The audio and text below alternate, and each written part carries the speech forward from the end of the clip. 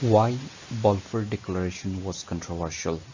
In previous logs, we discussed about Balfour Declaration. We introduced Balfour Declaration and we discussed on the reasons for which or the reasons that led to the issue such a public pledge by the British government. Today we are going to discuss why this declaration is so controversial. You know that this declaration, which was issued on in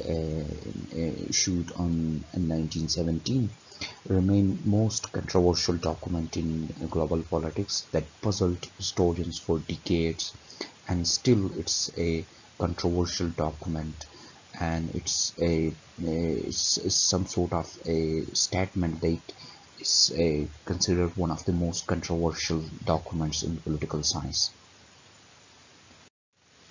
The very first thing is that this document was issued, or this declaration was issued, by a British power. As said by Edward, he was a Palestinian Arab academician.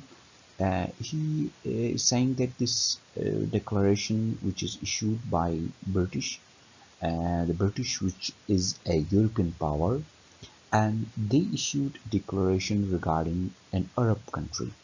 Now, how a European power have the right to decide about the Arab world?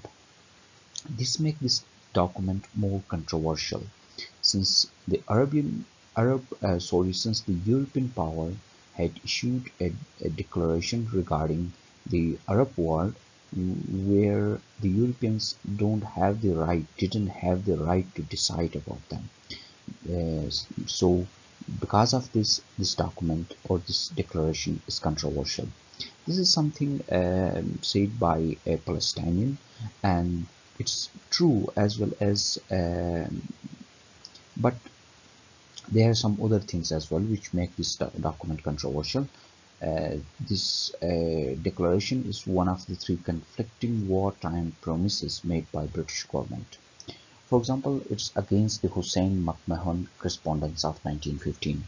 According to the Hussein-McMahon Correspondence of 1915, British government had agreed to give independence to the Arab world from the Ottoman Empire.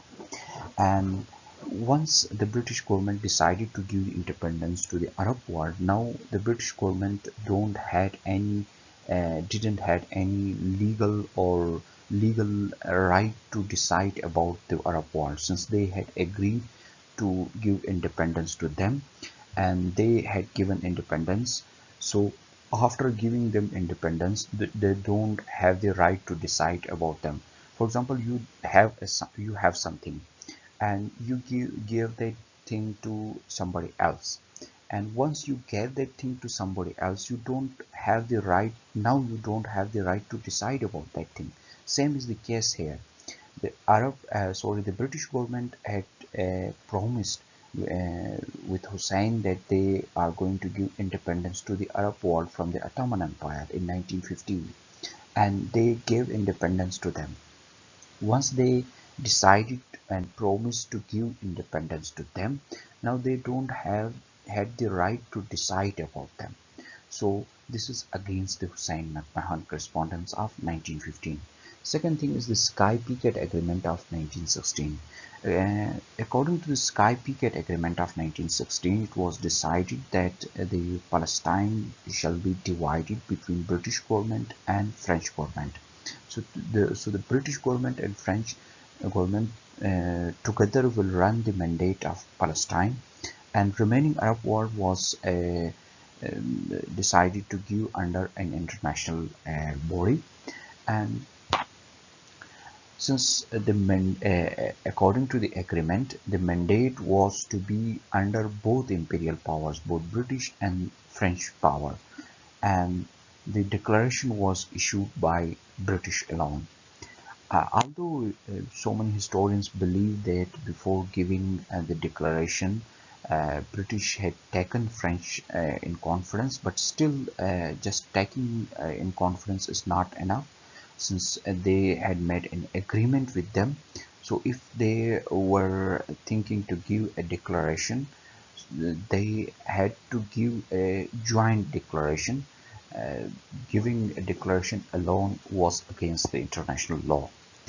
And the term national home for Jews, which was used in the Balfour Declaration, is a vague notion in international law. Now, this term national home gives so many meanings, number of meanings. So, how to define this the term national home? Do you mean a state, or do you mean to say that that you are going to give them permission to stay for some time? So the term national home is a vague term in international law. This also create number of controversies in this declaration. Thank you for joining. Take care. Goodbye.